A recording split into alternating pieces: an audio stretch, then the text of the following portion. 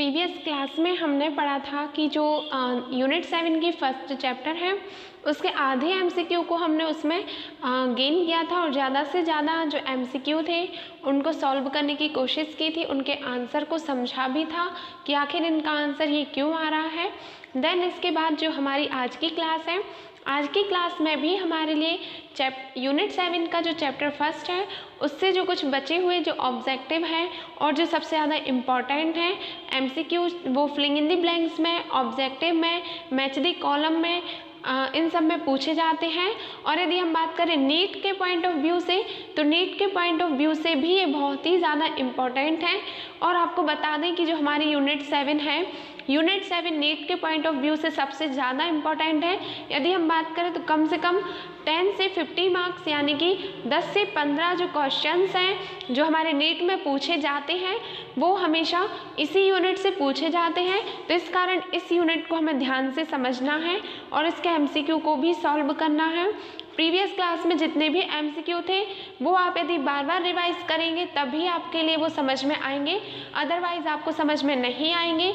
क्योंकि जैसे कि जेनेटिक्स ही देखी थी हमने तो उसकी बहुत सारी ब्रांचेस थी और बहुत सारी ब्रांचेस में से अलग अलग जेनेटिक्स के फादर अलग अलग थे, तो हमें कंफ्यूज बिल्कुल भी नहीं होना है। तो चलिए स्टार्ट करते हैं आज की क्लास। तो आज हमारे लिए एमसीक्यू में जो फर्स्ट हमारा एमसीक्यू है वो ये है कि जो टर्नर सिंड्रोम, आपको मेंडेलियन विकार में बहुत सारे सिंड्रोम्स, बहुत सारे डिसीजेस बताई गई थी, जिनमें से टर्नर सिंड्रोम, क्लाइनफेल्टर सिंड्रोम ये इम्पॉर्टेंट थे। तो यहाँ पे जो हम बात करें टर्नर सिंड्रोम की, कि टर्नर सिंड्रोम की खोज किसने की, तो जो हमारा टर्नर सिंड्रोम है इसकी खोज हेनरी एच टर्नर ने, अमेरिका के जो डॉक्टर थे एंड्रोक्राइनोलॉजिस्ट, उन्होंने की थी और उनका नाम जो है वो टर्नर था, इसी कारण इसे टर्नर कहा जाता है, टर्नर सिंड्रोम। और इसके बाद पूछा जाता है कि जो हमारा टर्नर सिंड्रोम है, इस टर्नर सिंड्रोम में जो टोटल क्रोमोसोम्स होते हैं उनकी संख्या कितनी होती है। तो जो हमारा टर्नर सिंड्रोम है, इस टर्नर सिंड्रोम में जो क्रोमोसोम्स की संख्या है, नंबर ऑफ जो क्रोमोसोम्स है वो टोटल जो है वो 45 रहते हैं। आपको पता है नॉर्मल 46, और टर्नर सिंड्रोम एक बीमारी है, एक विकार है, इस कारण इसमें एक क्रोमोसोम कम हो जाता है। और टर्नर सिंड्रोम में जो टोटल नंबर ऑफ क्रोमोसोम्स रहते हैं वो 45 रहते हैं, 45 क्रोमोसोम। और यदि हम बात करें कि जो टर्नर सिंड्रोम है इसके जो क्रोमोसोमल मेकअप है उसको कैसे शो करते हैं, तो टर्नर सिंड्रोम का क्रोमोसोमल मेकअप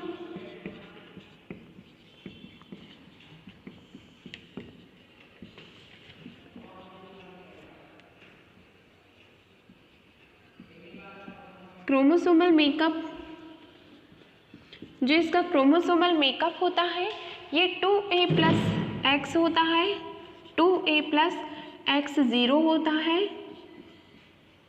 यहाँ पे जो 0 है वो ये प्रेजेंट कर रहा है कि एक क्रोमोसोम यहाँ पे एब्सेंट है, तो इसके क्रोमोसोमल मेकअप को हम 2a+X0 से दर्शाते हैं और इसे हम 44+X0 भी लिख सकते हैं। यहाँ पे अभी हम देखें तो जो टोटल हमारे नंबर ऑफ क्रोमोसोम्स हैं वो 45 आ रहे हैं। इसके बाद पूछा जाता है कि जो टर्नर सिंड्रोम है वो मैमल्स की किस प्रजाति में होता है, यानी कि जो हमारे स्तनी प्राणी हैं उनमें से मेल में होता है या फीमेल में। तो जो हमारा टर्नर सिंड्रोम है, टर्नर सिंड्रोम ये मेनली फीमेल्स में होता है, फीमेल्स में, या इसे हम साइंस की भाषा में पूछे तो मादा में। देन इसके बाद पूछा जाता है कि टर्नर सिंड्रोम से क्या इफेक्ट पड़ता है या क्या प्रभाव रहता है। तो टर्नर सिंड्रोम से जो प्रभावित महिलाएं होती हैं वो स्टेराइल यानी कि बंध्य प्रकृति की होती हैं और उनमें जन्म करने की क्षमता नहीं होती।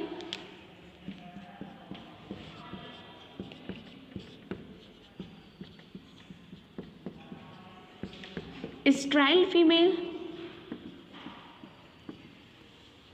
जिसे हम वंध्य महिला भी कहते हैं, वंध्य महिला वो होती है।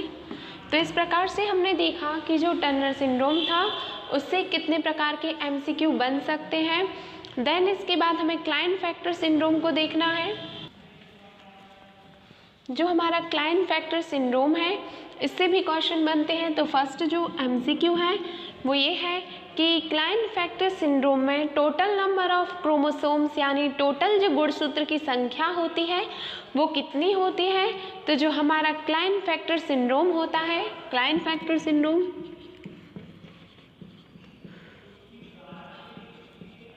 क्लाइनफेल्टर सिंड्रोम जो है इसमें क्रोमोसोम्स की जो संख्या है वो 47 होती है।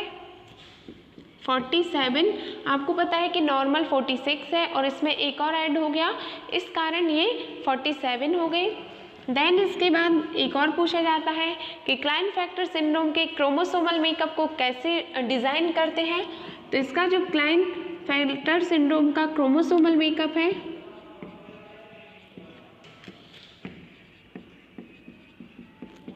क्रोमोसोमल मेकअप, इसे मैंने शॉर्ट में CM लिखा है। क्रोमोसोमल मेकअप इसे हम 2A + XXY से प्रेजेंट करते हैं। 2A + XXY यानी कि इसे हम 44 + XXY से भी लिख सकते हैं। फिर इसके बाद पूछा जाता है कि यहाँ पे जो 2A है इसमें A का मीन्स क्या है। तो A जो है वो ऑटोसोमल क्रोमोसोम्स को दर्शाता है। देन इसके बाद पूछा जाता है कि क्लाइनफेक्टर सिंड्रोम किन में होता है। तो क्लाइनफेक्टर सिंड्रोम मेल्स में होता है।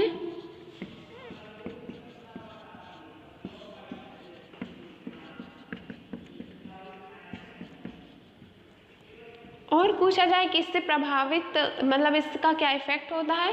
तो इसमें जो मेल्स होते हैं वो स्टेराइल होते हैं यानी बंद होते हैं और उनमें जो स्क्रोटम है, टेस्टिस है, इनका विकास नहीं हो पाता। इसके बाद हम बात करें क्लाइनफेल्टर सिंड्रोम की खोज किसने की। तो इसकी जो खोज है वो हेनरी एच क्लाइनफेल्टर ने की, हेनरी एच क्लाइनफेल्टर। इसी कारण इस सिंड्रोम को हम क्लाइनफेल्टर सिंड्रोम भी कहते हैं। तो ये हमारे टर्नर सिंड्रोम और क्लाइनफेक्टर सिंड्रोम के एमसीक्यू थे। इसके बाद यदि हम बात करें कि जो हमारे सुपर मेल सुपर फीमेल है उनमें क्रोमोसोम्स किस प्रकार से होते हैं। तो जो सुपर मेल है इसमें क्रोमोसोम XXY यानी कि एक X क्रोमोसोम एक्स्ट्रा रहेगा।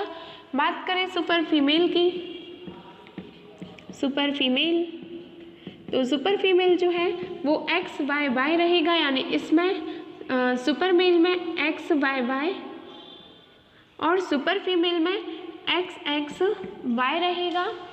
इसके बाद बात करें कि जो हमारा डाउन सिंड्रोम है, डाउन सिंड्रोम, डाउन सिंड्रोम की खोज किसने की। तो डाउन सिंड्रोम की जो खोज है वो हमारे लैंगडन डाउन ने की। लैंगडन डाउन ये हमारे एक साइंटिस्ट थे और इनके नाम के पीछे डाउन है, इसी कारण इसे डाउन सिंड्रोम कहा।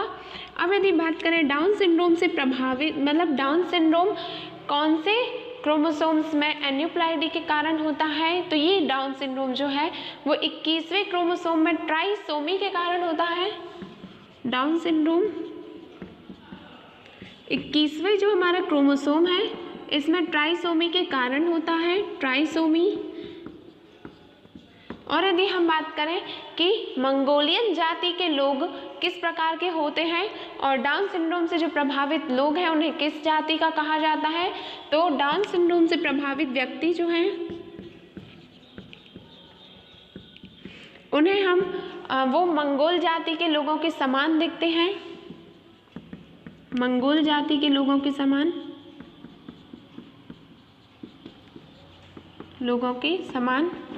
इस प्रकार यहाँ पे डाउन सिंड्रोम, सुपर फीमेल और इसके बाद आता है कि जो हमारा डाउन सिंड्रोम के बाद एक और आता है कि जो हमारे सुपर मेल सुपर फीमेल हो गया, डाउन सिंड्रोम हो गया। डाउन सिंड्रोम के बाद हमारे लिए पढ़ना है कि जो हमारे जीन की अवधारणा थी, यानी कि जीन का जो कॉन्सेप्ट था वो एक्चुअल में किस साइंटिस्ट ने प्रेजेंट किया था। सबसे पहले वर्ल्ड के सामने किसने जीन शब्द की जो अवधारणा है वो दी थी? तो जीन अवधारणा जो है वो सटन ने दी थी। जीन अवधारणा सटन नामक एक साइंटिस्ट थे, उन्होंने दी थी। इसके बाद एक और क्वेश्चन बनते हैं, एडवर्ड सिंड्रोम भी आपको बताया था प्रीवियस क्लास में। इसे समझने के लिए आप प्रीवियस क्लास को व्यू करें। और यदि हम बात करें कि एडवर्ड सिंड्रोम किस क्रोमोसोम्स में गड़बड़ी के कारण होता है, एडवर्ड सिंड्रोम जो है वो हमारे 18वें गुणसूत्र यानी कि 18वें क्रोमोसोम में एन्यूप्लॉइडी के कारण होता है। 18वें क्रोमोसोम में एन्यूप्लॉइडी के कारण होता है। और यदि इसके बाद हम बात करें कि एडवर्ड सिंड्रोम हो गया, डाउन हो गया, टर्नर सिंड्रोम, क्लाइनफेल्टर सिंड्रोम, सारे सिंड्रोम्स को हमने देखा, कौन कौन से टर्म थे उनको देखा और सारे वर्ड्स को हमने अच्छे से पढ़ा।